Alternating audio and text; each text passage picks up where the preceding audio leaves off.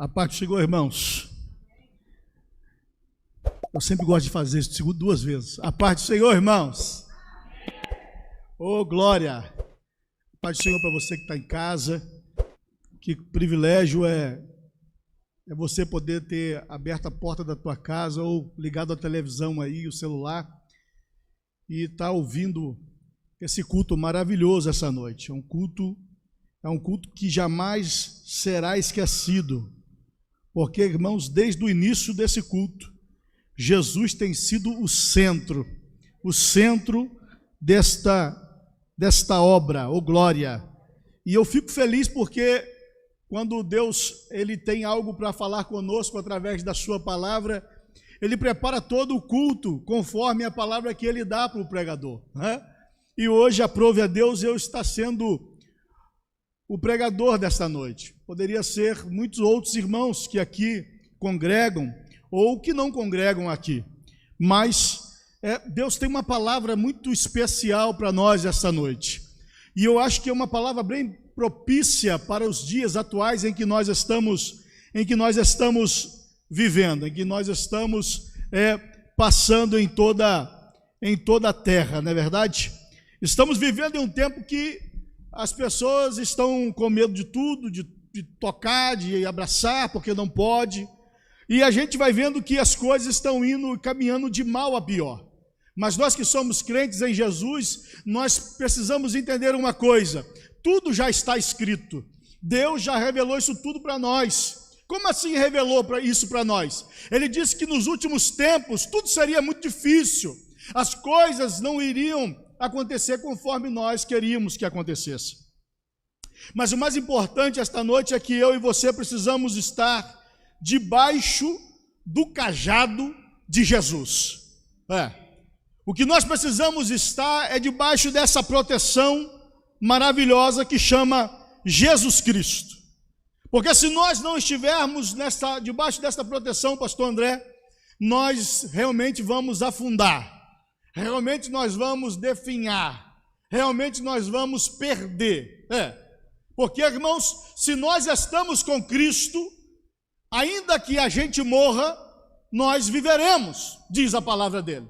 Mas aquele que não está com Cristo, ele morre e ele vai para um juízo, e esse juízo, a sentença, de repente, é muito fatal, é muito terrível. Mas nós que estamos com Cristo, nós estamos debaixo do seu cajado, debaixo da sua guarda, debaixo da sua proteção.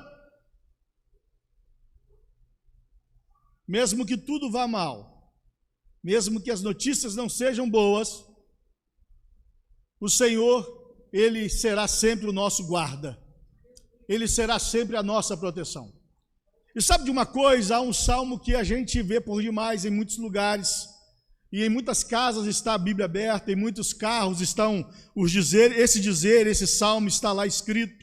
As pessoas colocam muito isso no caminhão, na traseira do caminhão eles escrevem isso, faz uma faixa, dizendo que o Senhor é o meu pastor e nada me faltará. Então, eu começo a entender que quando Davi ele vai escrever estes salmos, é muito interessante isso, porque quando Davi vai escrever estes salmos, ele não está cuidando das ovelhas do seu pai. Quando Davi vai escrever este salmo, ele não está ainda pensando que haveria um gigante. Quando Davi escreve estes salmos há 1000 anos antes de Jesus chegar à terra, ele simplesmente está junto com Saul, ele está no reinado de Saul, e ele está ali escrevendo este salmo de uma forma tão poderosa e de uma forma diferenciada, chegando diante de Deus, dizendo que o Senhor era o pastor dele. Para o costume judaico, isso não teria não era de costume deles fazerem esta menção, chamarem o Senhor de pastor. Mas eles eram muito formal quando eles chegavam diante de Deus. Mas chamar o Senhor de pastor, isso foi uma legalidade ou foi uma ousadia de Davi, escrevendo o Salmo 123, dizendo ou comparando o Senhor como um pastor. E não é somente um pastor, é um bom pastor. O bom pastor de Jesus, quando ele escreve em João capítulo, quando está escrito João capítulo 10, versículo 11, ele vai dizer que, Jesus está falando, ele vai dizer que ele é o bom pastor. E o bom pastor, ele dá a vida pelas suas ovelhas. É bem verdade que o Salmo 23 é um reservatório inesgotável de consolo para o povo de Deus. E dessa fonte, com certeza, ela jorra copiosamente, escute isso, refrigério para os cansados, força para os fracos e alegria para os tristes. Quando eu vejo o Salmo 23 dizendo que o Senhor é o meu pastor e nada me faltará, eu estou dizendo que se eu estou fraco, Ele é a minha força. Se eu estou cansado, Ele é aquele que me levanta, é aquele que me direciona, é aquele que faz com que eu caminhe e não me canse. Se eu estou triste, quando eu olho para o Salmo, e vejo que o Senhor é o meu pastor, Ele é a minha alegria em meio à tristeza. Você sabe o que é ter alegria em meio à tristeza, irmãos? É nós estarmos passando por tudo o que o mundo está vivendo, mas saber que nós temos um Rei no céu, que está olhando para nós e cuidando de nós de uma forma poderosa, e de uma forma incansável. Eu preciso entender que Ele é o bom e o grande, sumo ou supremo pastor da minha vida.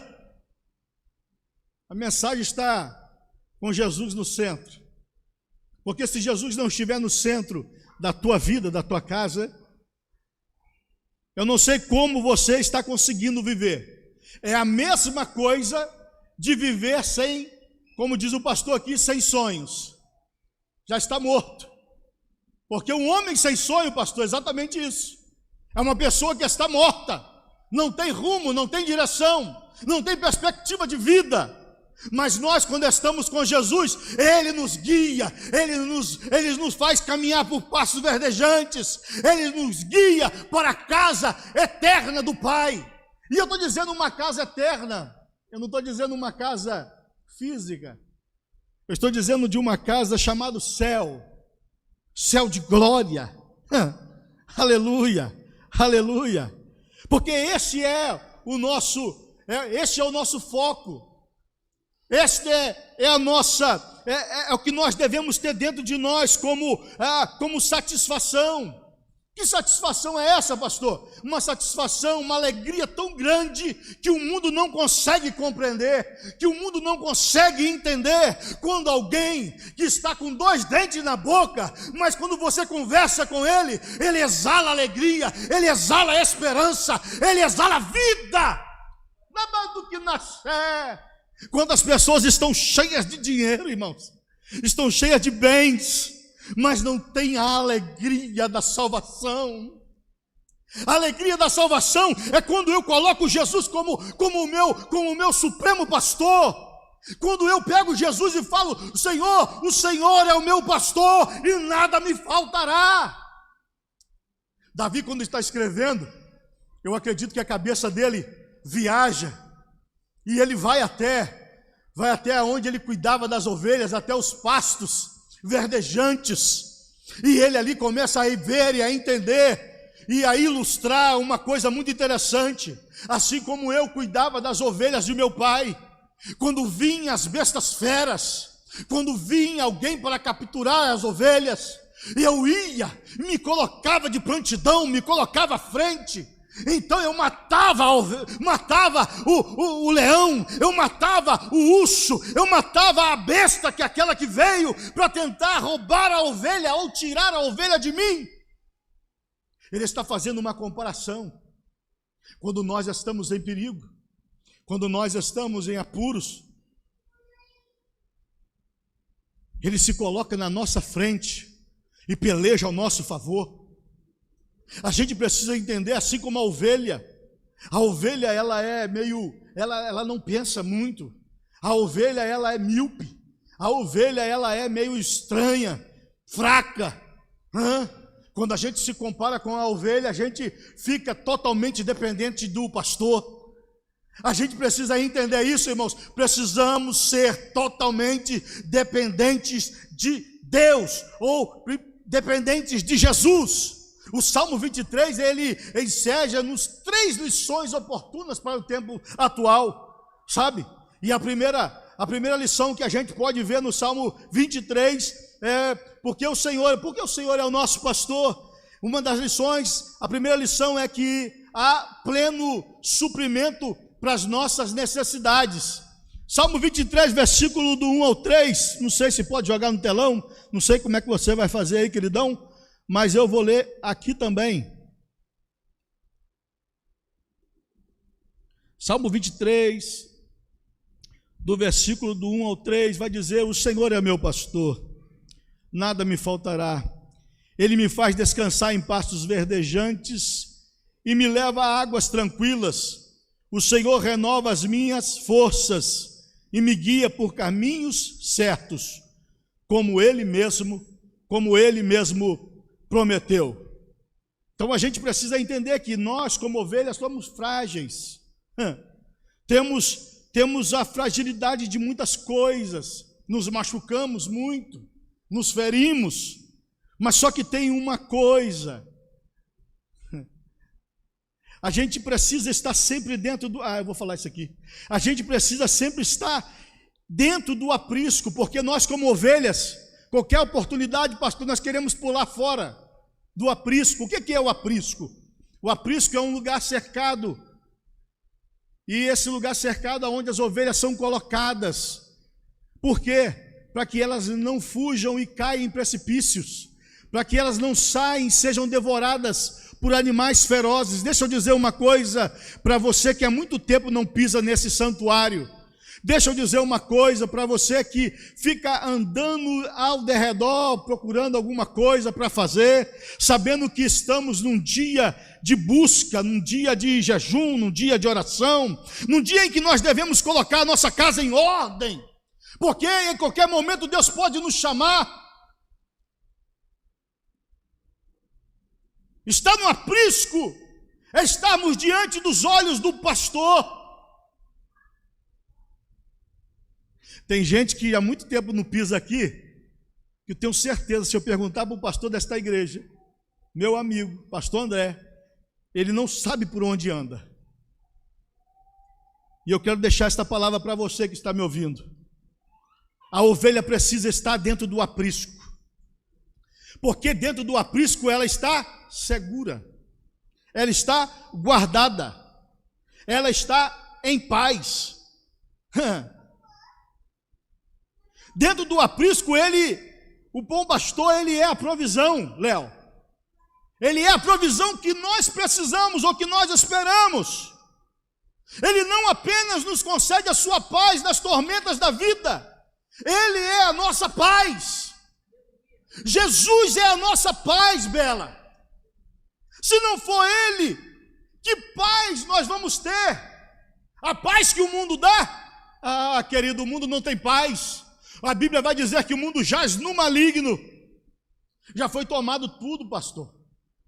E a gente, como luz e sal da terra, precisamos entender uma coisa: estamos aqui por um poucochito de tempo. E se Jesus é a nossa verdadeira paz, não tem pandemia, não tem câncer,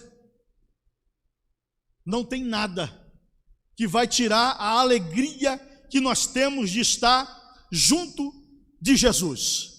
Aleluia! Aquele que está sentado no trono e tem as rédeas da história nas suas mãos. Eu estando com Jesus, irmãos, eu sei que a minha história pode ser mudada a qualquer momento. Eu sei que a minha história pode ser transformada em uma simples palavra, em um simples dizer de Jesus, e tudo vai se acalmar.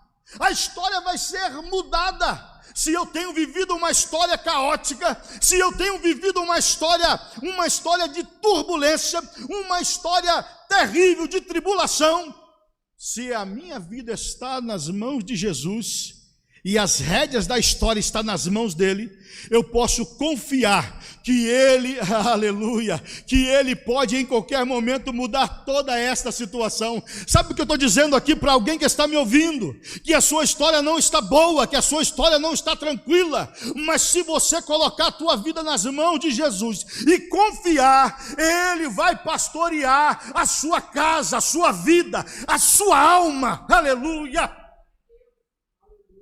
O problema todo é quando a nossa alma está muito aflita.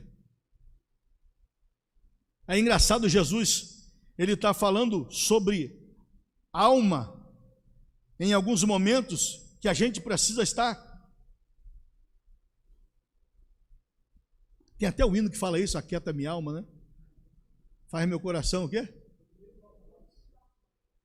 Aquieta minha alma, faz o meu coração ouvir tua voz. Sabe, Jesus nos trouxe hoje aqui para dizer que Ele é a tua força, Ele é a graça que você precisa, Ele é a graça que você precisa. Esse pastor chamado Jesus Cristo, além dele suprir todas as nossas necessidades, Ele também nos consola, ou é uma companhia em meio às adversidades, é uma companhia segura, é uma companhia que precisamos. Eu posso dizer uma coisa aqui, há muitas adversidades acontecendo em todos os seres humanos, ou melhor, em todas as famílias. Há muitas adversidades acontecendo. Quer ver? Salmo 23, versículo 4 e versículo 5. Ainda que eu ande por um vale escuro como a morte, não terei medo de nada, pois o Senhor Deus está comigo. Tu me proteges e me diriges. Preparas um banquete para mim, onde os meus inimigos me podem ver. Tu me recebes como convidado de honra e enches o meu corpo até derramar. Aleluia. Ou o meu cálice transborda, em outras versões, até transbordar o meu cálice. Sabe, eu preciso saber que no meio das adversidades em que eu tenho vivido, o Senhor é a melhor companhia que eu posso ter. A vida cristã é uma jornada com o mar, é uma jornada que não é fácil. Algumas pessoas acham que agora eu vim para a igreja, aceitei a Jesus, que a jornada está tranquila, que a passagem está maravilhosa, que agora vai ter chuva quando eu precisar de chuva, e vai ter sol quando eu precisar de sol. Não é assim. A vida cristã, ela é uma vida de cruzamentos de desertos, tórridos e vales profundos. Nós atravessamos mares revoltos e sombra da morte, mares revoltos, e enfrentamos ventos contrários. Olha só isso aqui, irmãos. A vida cristã é assim.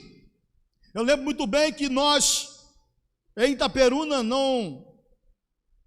alguém diz, irmãos, um pai de família desempregado, você pode saber que ele está no vale, que ele está no vento, que ele está na prova. Mas eu vou dizer uma coisa para os irmãos: em todo o tempo que estivemos desempregados, que nós estivemos na prova, no vale, que nós estivemos nos desertos da vida, o Senhor sempre foi a melhor companhia, ou o Senhor sempre foi o nosso consolador. Nós acreditamos fielmente que Deus em qualquer momento entraria na nossa história e ia fazer uma grande mudança. Assim o Senhor fez, assim o Senhor realizou em nossas vidas esta grande mudança, porque nós trouxemos de Itaperuna para cá, e aqui nós estamos, dando glória a Deus e aleluia, e ainda passando por vales, passamos ainda por mares muito agitados, mas nós não perdemos o nosso Consolador. Ele nos consola mediante as guerras da vida. O cara, Léo, quando ele vem para Jesus, ele acha que tudo vai bem agora. Ele acha que tudo vai dar está tudo tranquilo. Não, eu costumo dizer que nós estamos em Cristo e nós temos batalhas infernais, mas o mais importante é com quem eu estou de mão dada passando esta batalha, passando esta peleja. Eu estou dizendo para alguém inteligente aqui, que está me vendo e me ouvindo, para que você se agarre em meio a esta tempestade que você está passando. Chama o bom pastor para perto de você e diz para ele: olha, a partir de hoje eu não tenho mais medo dos vales, eu não tenho mais medo dos desertos, porque o Senhor está comigo. Aleluia, aleluia. E nós acabamos de ler, porém, mesmo que nós andemos pelos vales da sombra e da morte, nós não precisamos ter medo de nada, de ninguém, de coisa alguma. E isso não é porque somos fortes, ou os perigos são irreais, é porque a nossa confiança decorre do fato de Jesus estar conosco em adversidades que nos ameaçam. Não é porque nós somos o bonzão, não é porque nós falamos em língua estranha, não é porque nós entramos no mistério com Deus, não. É porque nós sabemos que o Senhor em que nós confiamos, Ele é fiel para nos guardar, Ele é fiel para nos tirar destas guerras, destas pelejas que nós estamos enfrentando. Sabe de uma coisa? Quando nós estamos andando com Jesus, nós não precisamos ter medo de vexame e fracasso, pois o nosso pastor nos honrará. Aleluia. Ele vai nos ungir a cabeça com óleo, irmãos. Ele vai nos ungir a cabeça com óleo. Nós não precisamos ter medo, nós não precisamos ficar entristecidos, nós não precisamos ficar com a nossa alma abatida por causa das adversidades. Pois o nosso pastor, aleluia, o nosso pastor, ele nos oferecerá robusta alegria, fazendo o nosso cálice transbordar. E eu estou indo para o final, aleluia, aleluia. Entender isso, irmãos, é algo primordial para as nossas vidas, porque além de Jesus ser o suprimento de todas as nossas necessidades, e também ser o consolador nosso, ou ser a nossa companhia em meio às adversidades, nós também precisamos entender que o Senhor é o nosso pastor, porque nós temos uma comunhão eterna. Uma comunhão eterna. Sabe o que é ter comunhão eterna? Salmo 23, versículo 6, o último versículo desse salmo: certamente a tua bondade e o teu amor ficarão comigo enquanto eu viver, e na tua casa, ó Senhor, morarei todos os dias da minha vida. Oh glória, oh glória. Eu preciso entender que o Senhor não é só o meu bom pastor, não é só Ele estar conosco, mas também Ele coloca ao nosso lado dois escudos. Escute isso: dois escudos seguros Ele coloca do nosso lado: bondade e misericórdia, porque a bondade e a misericórdia nos seguirão todos os dias da nossa vida. Enquanto eu vivo, enquanto eu viver, enquanto você viver, a bondade de Deus e a misericórdia dele vai estar conosco. Aleluia, aleluia, todos os dias. Oh glória, oh glória. E bondade e misericórdia, irmãos, isso, Ele durante todo o dia da nossa vida vai estar conosco. E esta bondade é o que Deus nos dá, e não merecemos. Escute isso: a bondade que Deus nos dá, nós não merecemos, mas Ele nos dá. Oh glória, oh glória. E dado também em nós o juízo. Sabe o que é isso, irmãos? Misericórdia é o que nós merecemos, e Deus nos dá o seu juízo. Lembra quando a Bíblia vai dizer que a misericórdia do Senhor são as causas de nós não sermos consumidos? Nós éramos para estar mortos, nós éramos para estar mortos. Por que era para estar mortos? Porque diz a Bíblia que o salário do pecado é a morte. E como é que entrou o pecado? Eu estou indo para o final. E como é que entrou o pecado? Lembra lá de Gênesis?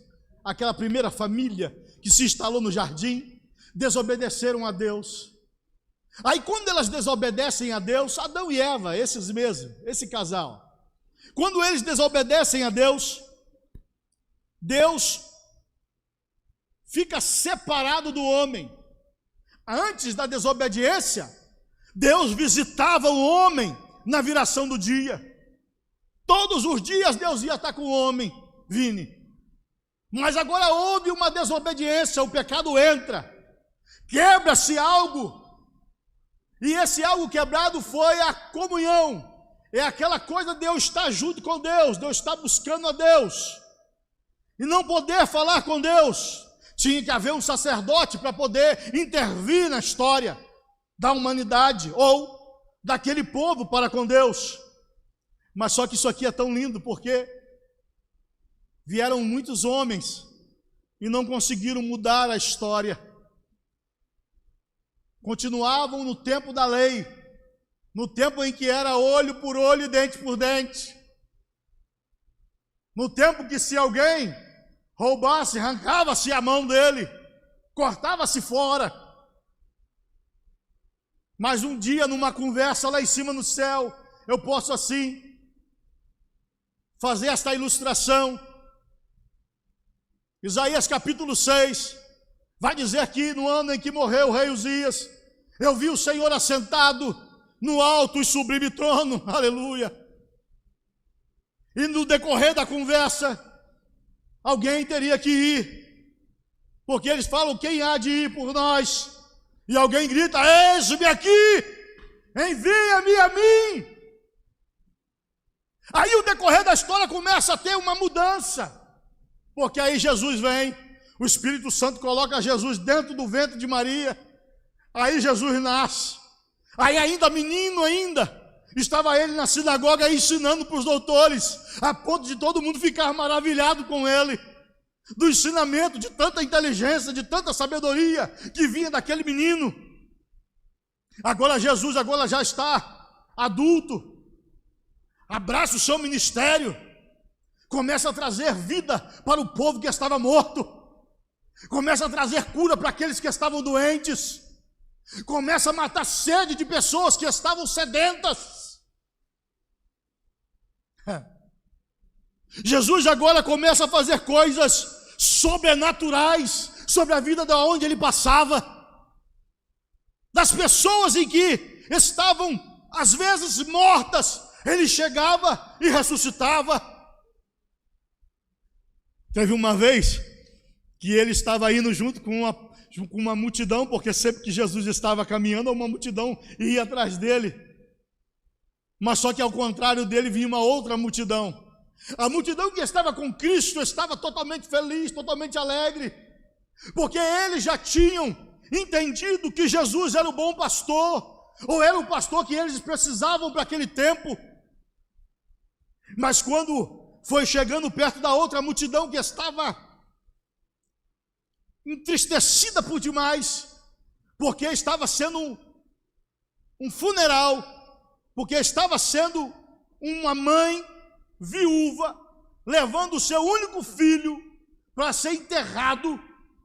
E quando Jesus se aproxima, vê a tristeza daquele povo, para-se o cortejo, para-se a multidão, e ele toca no esquife, no caixão, e aquele menino ressuscita, trazendo alegria em meio à tristeza. Eu estou dizendo para alguém aqui, pastor, que está vivendo o pior dia da sua história. Eu estou dizendo para alguém aqui que está realmente vivendo um luto. Que Jesus toque no esquife da sua vida hoje. E traga vida, tudo que está morto. Que Jesus traga esperança para o teu coração. Que Jesus traga a oportunidade de que você possa falar, Ele é o meu bom pastor e nada me faltará. Oh glória, oh glória, oh glória. Ladeados por bondade e misericórdia, avançamos neste mundo guardados e protegidos. Porém, quando a carreira termina, então, na casa do Senhor para todo sempre, nós vamos ali estar. Aqui o Senhor está conosco. Lá, quando eu falo lá, é lá no céu, nós estaremos com Ele. Sua presença será a nossa alegria e nossa maior recompensa. Pastor, a gente parece que vai vivendo os dias pensando que nunca nós vamos embora dessa terra. Minha mãe não gosta muito quando eu fico falando, diz que eu estou falando muito de morte. Ela está preocupada comigo. Aí eu falo com ela, não fica preocupada não, mãe, até está me assistindo. Eles ligam a televisão lá, pastor, na sala, porque todo mundo lá reunido.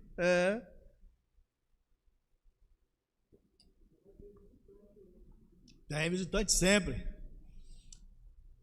E ela fica muito preocupada quando eu fico falando, mas é uma realidade, irmãos. Nós já estamos aqui, mas há uma linha de chegada. Quando Paulo escreve para os Coríntios, ele vai dizer assim, como um atleta que avança para o alvo, estou indo, com a certeza que eu vou chegar. Sabe o que ele está dizendo? Olha só, nós estamos aqui nessa terra combatendo um combate tremendo, mas Josué sabe de uma coisa? Há uma linha de chegada nos esperando. E sabe qual linha de chegada é essa, irmãos? É o céu de glória, é as mansões celestiais, e é lá que nós vamos morar, é lá que nós vamos estar com Ele. Lembra? Jesus está conversando com os discípulos lá no capítulo 14 de João, e Ele vai dizer assim, não se turbe o vosso coração, credes em Deus, credes também em mim, porque na casa de meu Pai, o quê? Há muitas moradas. Ele está dizendo, não fique com o seu coração aflito, mediante todas as situações em que vocês possam ou estão enfrentando. Mas saiba de uma coisa, eu estou indo para o Pai, eu estou indo preparar lugar, para que aonde eu estiver, vocês estejam também. Isso é alegria, isso é gozo, porque Jesus pode curar, pastor, não tenho dúvida. Jesus pode ressuscitar, eu não tenho dúvidas. Mas sabe que a maior vitória que o crente pode ter é quando atravessar a linha de chegada. A maior alegria de um competidor, pastor, ele se preparou, nós estamos nos preparando, aleluia. E a alegria dele é quando ele consegue chegar e atravessar a linha, que ele abre os braços, ele consegue chegar. Só que há uma coisa aqui que eu estou falando, quando a gente se compara com um competidor, ele quer chegar em primeiro lugar, não é verdade? Aqui não, aqui só tem que chegar, não tem que pisar em ninguém, não tem que empurrar ninguém, não tem que bater em ninguém, não. Aqui a gente só tem que chegar. O que eu preciso é chegar lá, porque lá é a nossa pátria de verdade, porque lá no céu é onde o Pai está nos aguardando. Vem para cá, irmãos, vem para cá. Aonde o Pai está nos aguardando. Lá está o nosso bom e grande supremo pastor. Ele é o centro dos nossos decretos divinos. Ele é o centro das escrituras, Ele é o centro da história, Ele é o centro da eternidade, Ele é o centro do paraíso, aleluia. Vivemos nele, com Ele e para Ele. Jesus é a nossa segurança, a nossa provisão, a nossa paz, a nossa justiça, a nossa alegria, a nossa recompensa. Com Ele estaremos para sempre, e com Ele reinaremos pelos séculos dos séculos. Amém. Oh glória!